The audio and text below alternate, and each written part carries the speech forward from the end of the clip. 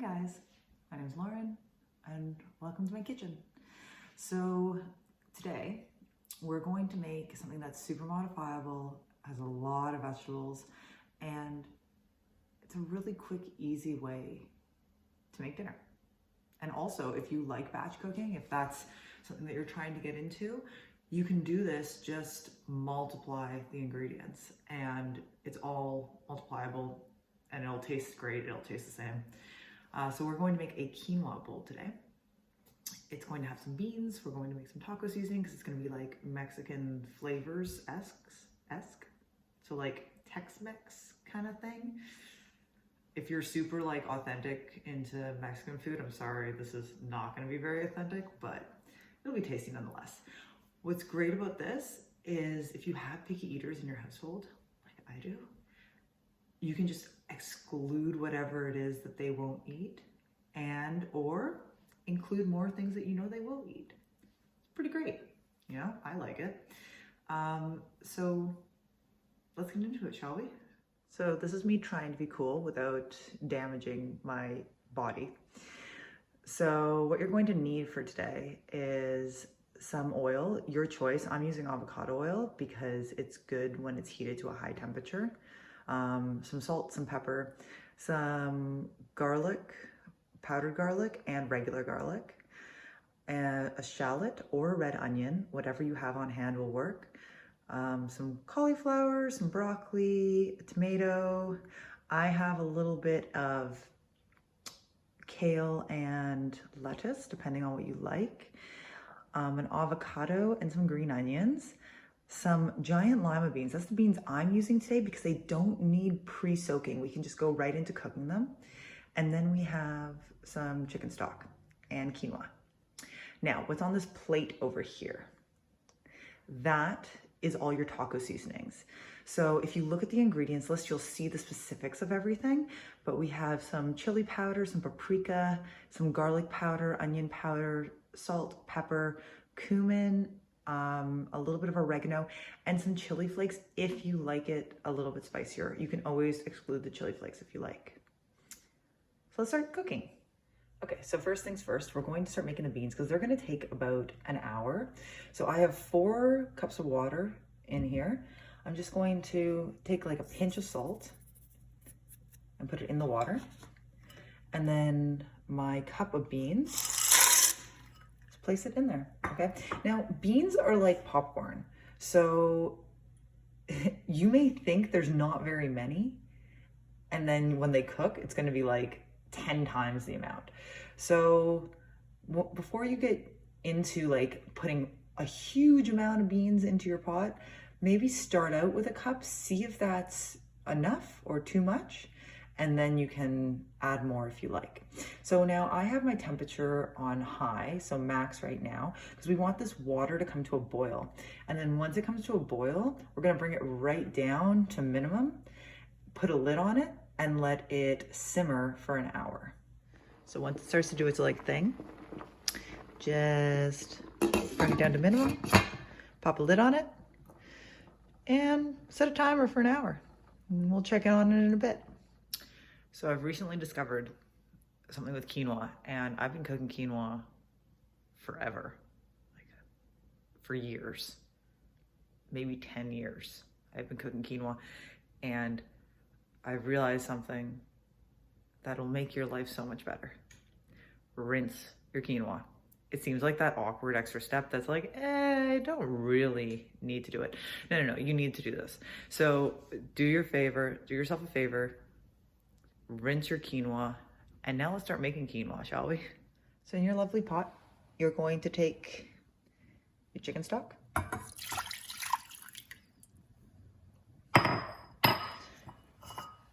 and your quinoa that hopefully you did not just and you rinsed. And then you're going to turn that temperature to max. We're going to do the same thing that we did with the beans. So we're going to let it come up to a boil. Then we're going to bring it down to a simmer and cover it and let it cook for 15 minutes once it's at that simmering point. Look at our beans. Look at them chilling. They're doing so well. So this is just nice to get it out of the way. And yeah, we'll get back to it once it starts boiling. Okay, so our quinoa started boiling, so we're just gonna turn it down to minimum so it keeps its little simmer. Place a lid on top. And guys, this meal is mostly vegetarian except for one thing. I'm using chicken stock. Now, I keep a stockpile of homemade chicken stock in my home. If you want to use vegetable stock, do that. One thing I wouldn't recommend is don't just cook quinoa with water. It can taste a little strange and you probably won't enjoy it. That might be why you haven't enjoyed quinoa in the past. So use some sort of stock, some sort of flavoring agent. Okay, so now our very sexy beans and quinoa are done. So the quinoa we're gonna place aside. We're just gonna let it chill out before we fluff it. And with our beans, we're just going to rinse these under some cold water just to make sure that they stop cooking because we're gonna cook them a little bit more with that taco seasoning, right? So rinse your beans and I'll see you back in a second. Okay, so our beans are done, our quinoa is done. Let's get our oven on so we can start roasting some cauliflower. So I'm going to set it to 375. But really, roasting vegetables is super easy. You can do it kind of to whatever temperature you want as long as you keep an eye on it. Sometimes I'll even roast them up to 400.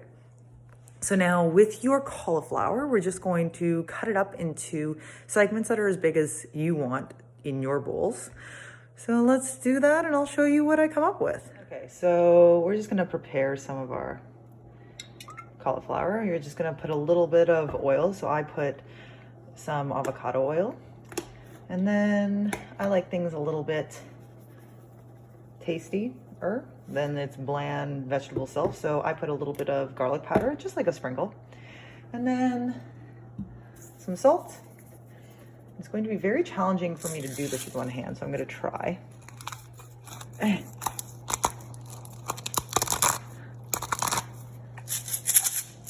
Some pepper. Mix it all together. And I'm only making enough for 2 bowls, okay? But like I said, if you want to have a stockpile, you can make a lot more cauliflower. You don't even have to use cauliflower. You could use Brussels sprouts, you could use peppers. In my household, Peter is not a big bell pepper fan. So we're doing cauliflower. And I'm also going to use some broccoli later. At this point, if you wanted to roast your broccoli, add it in here. Personally, I'm going to steam the broccoli just because once again, I got a picky eater in my house. So it's gonna be steamed broccoli for him. So it's just easier if we do it all. But if you wanted to roast your broccoli to make it a little bit easier and less dishes, throw it on here. Okay, I felt like talking to you guys some more. So instead of me preparing the broccoli without you, I decided to prepare it with you. So I have 2 little heads of broccoli. You can use the stem if you want to. I'm just not today. So I'm cutting it into, or breaking it into little florets. And then I have my double boiler, which is great. So I don't actually know if it's called a double boiler. Whatever. My regular pot with like that much water in it. And then my little steam basket thing on top. I'm just gonna set that to max so it can start to boil in. Place my lid on. I don't know if anybody noticed. I just noticed this. I'm using a different brand lid from my pot collection. I just think it's silly when pots aren't see-through. Like, why would I ever want to take a chance on something boiling over? Like, I want to be able to spy on it, you know? So like I said with the cauliflower, if you honestly just wanted less dishes and less hassle, you could always roast your broccoli with your cauliflower, but I like it steamed, so I'm gonna steam it up. And here's my thing with steamed vegetables. A lot of us are so used to overcooked steamed vegetables, and that's how we do it, but we've forgotten the joy of having a crispy steamed vegetable. So something that's not overcooked, that's bright in color. It's just so much better. So it's not super crispy, but also not super soft and soggy. It's just my ideal. It's your choice. You decide what you like. No, I'm a little on an angle. I'm gonna straighten you guys out a little bit. There. So, oh, I have a question. And if any of you actually know the answer, if you could either email me or send me a comment. How, when you warp a cutting board, so like the wood gets like a little arched, is there any way to unwarp it? I've warped this one a little bit, and it's just enough that it's kind of like wobbly, and it's my favorite cutting board. But I put a towel underneath it so it doesn't slide, but I'd rather not have the towel at all. So is there any way to undo that? Undo that warping? If you know, let me know, because I'm waiting. So we're just waiting for our water to boil. And then once our water boils, we can throw our broccoli in. But while that's going on, because I'm here and I'm really enjoying talking to you guys, even though I'm kind of talking to myself, let's get some of our other vegetables done. So I have this kale that I've already washed, and I'm just going to take it off the stem because I don't like the stem. I mean, if you like the stem and you want the other extra like roughage, you can do that. If you have like a guinea pig or something, you can just feed it to them because they actually enjoy it. But I am not a guinea pig, and I do not want the extra roughage, so I take it off. And we're going to saute this kale. So we're gonna want it in smaller pieces. So I just bunch up my kale. Let's see if you can see this a little bit better, like that. And then keeping your fingers tucked in so you don't slice them off. Just make little slices.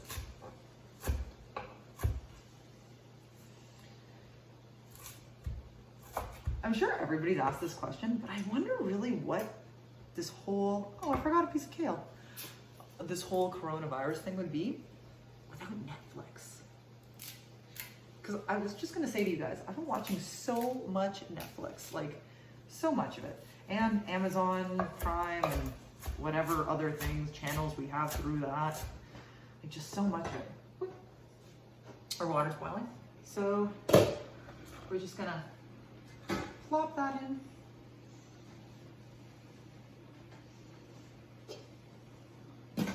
And it really doesn't take very long. So now I am pre-cooking all of this, and I'm just gonna heat it up when we're ready to go. But I mean, you could always stagger things a little bit better than I'm doing today if you wanted to make sure that everything was perfectly cooked for when you're ready to eat. So now we'll need a frying pan. I know, so many dishes for this. That's the one drag. That's why you can always cook a ton of this at once. So it kind of makes it worth it. So I'm gonna take my frying pan. Now I'm going to heat it to medium high. I don't want it too hot. Just gonna keep an eye on that broccoli. Isn't this thing great? I freaking love it. It's phenomenal. I use it like every day, so it's just such a big thing. So going back to Netflix now that we're done doing that for a second, what have you guys been watching? What have I been watching though also? Trash all the time, just constantly. If I don't really have to pay attention to it, I'm good. It's golden for me. But what have I been watching? I have been watching, oh, I started watching Bridgerton? Something like that. Some English like show that's like historic drama stuff. It's clearly filmed not in like the 20s or whatever, 1800s, but it's amusing. Anyway, I just finished all of The Housewives of Beverly Hills, which is horribly entertaining. So entertaining. Okay, and our broccoli's done. So that was like so quick, right? That was like a minute, 2 minutes maybe. So I'm gonna show you what this looks like. See how like green that is? It's kind of crunchy. It's like kind of soft though. So I'm just gonna put this aside, and I'm not gonna put cold water on it because it could cook a little bit more, but that's about all it needs. And then I'll put that to the side, let it just hang out. I'm gonna bring this pan closer so that we can work together. Okay, so while this pan is heating up, I'm going to take a little bit more of my oil, and just like a little bit, like a tablespoon. And this is going to be quick from here on. We're going to quickly make our kale, okay? Then put it to the side. In that same pan, we're going to finish off our beans. So what you'll need is your beans, that taco seasoning that you have nearby and handy. And when this is ready, that's about heated, I'm gonna take all this kale, I'm just gonna plop it in. Now kale, we don't want it to get like brown and crispy because that can be very dry. And we're just going to put a little bit of garlic. That's why I had that entire garlic thing out, right? Okay. A little bit of pepper. Some salt. And then I'm just going to stir it up. And that is my oven telling me that I need to get that cauliflower in there. So I'm going to take my cauliflower, plop it in there. And the cauliflower will be in there for 15 minutes. I'll set a timer for 15 minutes and then I'll check on it. You want it to be really soft and a little bit like caramelized around the side. Okay. So this kale, we just want it wilted. And I'm honestly just gonna put it in a bowl on the side so that we have this pan free again.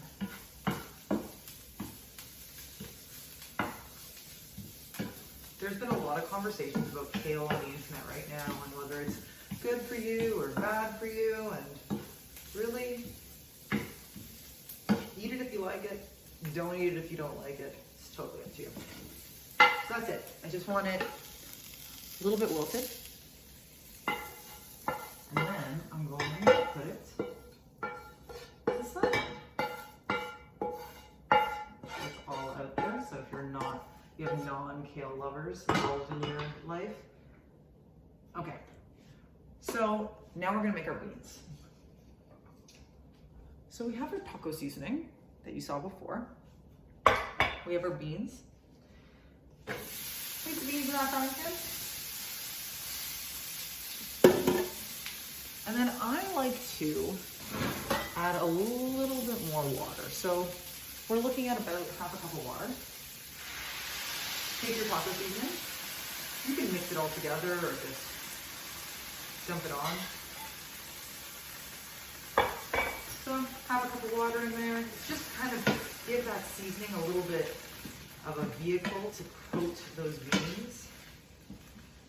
Now, you may not want that much taco seasoning. You know, you may want less, and that's fine. Do less. I just decided to go all in because I like my beans to be tasty and like overspiced sometimes. But also I know that these beans will absorb a lot of that liquid and seasoning, so it'll be really good. I'm going to add another half a cup, so that's bringing it up to a full cup of water.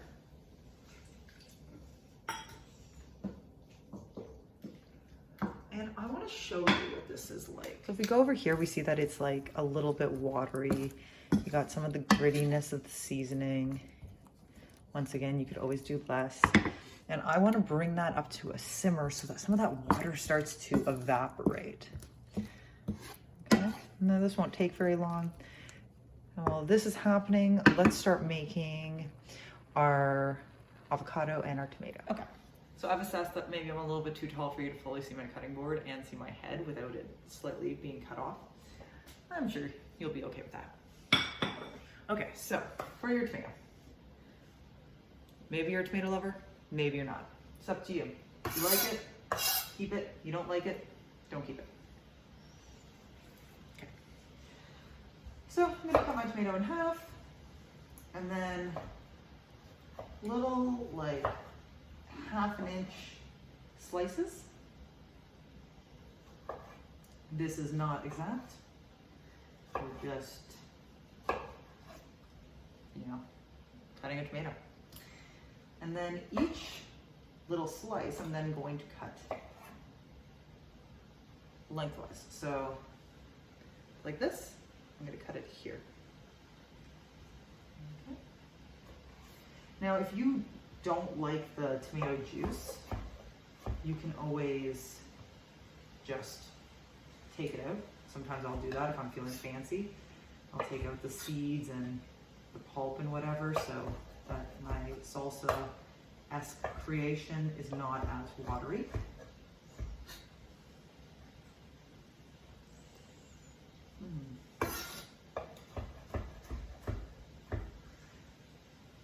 And you're just gonna go through all of this.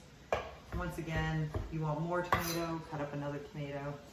I am the only tomato eater in my household, so I am only cutting up one tomato because I don't like food waste.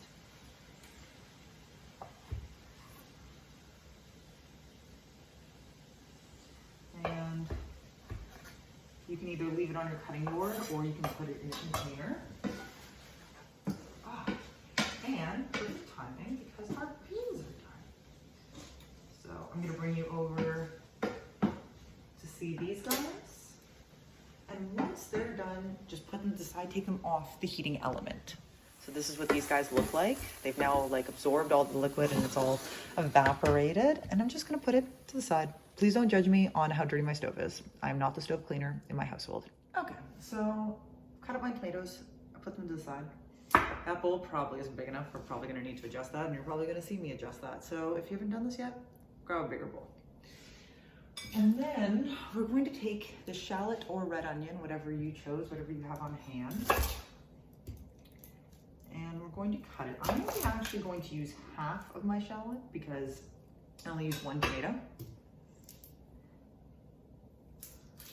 But if you like yours extra oniony, you can always do that.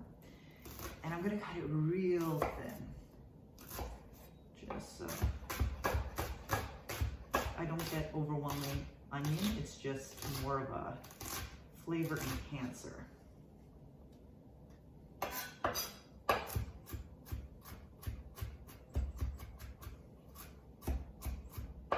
just chop that up. However thin you like it, or small you like it, or as thick as you like it, you know, your choice. And then take it and drop it in your bowl. And we're gonna want the same thing with a garlic clove. So I'm going to take 1 clove of garlic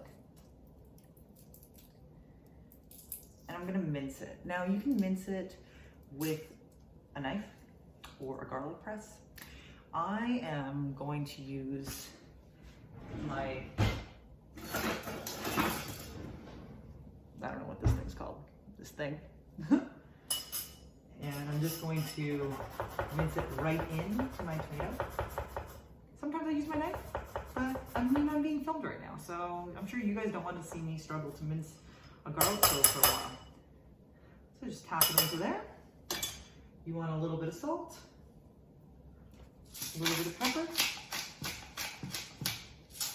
You decide, dealer's choice. Do you want a little bit of oil? I do. I'm using maybe a half a teaspoon. That's why I just put the whole bottle, right? Because if I add up to like half a teaspoon, maybe a little bit more, it kind of gets annoying. And I'm just going to stir that all together in my bowl that is way too small. Now's a good time. If you had cilantro and you're a cilantro lover, you could add some of that cilantro. It's just like that. And now we got 2 more toppings. And that's what these are. They're just toppings for your bowl. So you decide how much you want. They're just flavor enhancers. I will make a bowl, a couple different bowls in the future. One that has like a hummus as a topping, and then another one that has a curry topping. Because bowls, if you have a lot of vegetables, you need something that's similar to a dressing, or it'll just taste like a giant bowl of vegetables. And can always be more pleasant. So I'm just going to scoop out my avocado. Last night I decided to be lazy, so I was using a spoon to mash my avocado. And I looked at Peter and I was like, I could have done this in like 10 other ways that would have been easier. Knife, fork, anything. So for this one, because I'm going to make this bowl look pretty for you guys, hopefully, I have just sliced it. I've just sliced it like that, nice and thin. And then you can fan it out. We're gonna make that look pretty on our bowl. And then our last topping, well, it's not our last thing, but it's our last topping, is some green onion. So I'm using 4 stalks of green onion. I've washed them, rinsed them, and I'm only going to, green onion. I really only washed it because I'm on video. Otherwise, probably would have just put it in.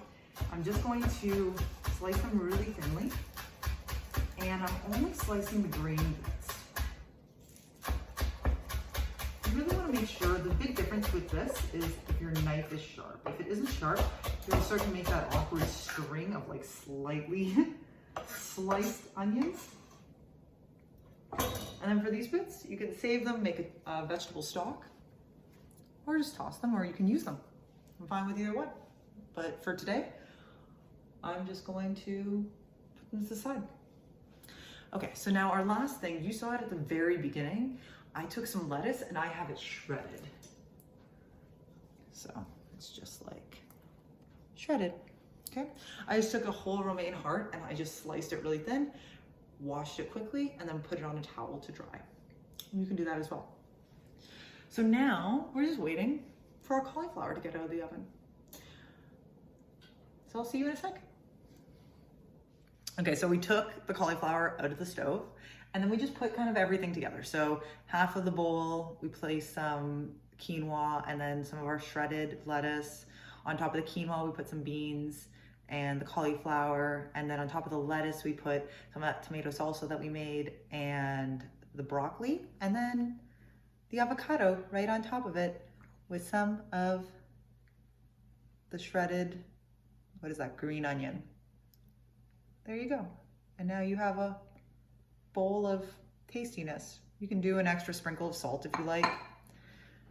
And yeah.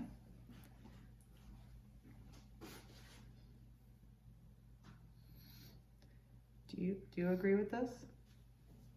No, he doesn't, because he doesn't eat tomatoes or avocado. Well, his won't have that. That's okay. So I hope you guys try it, and I'll see you sometime soon.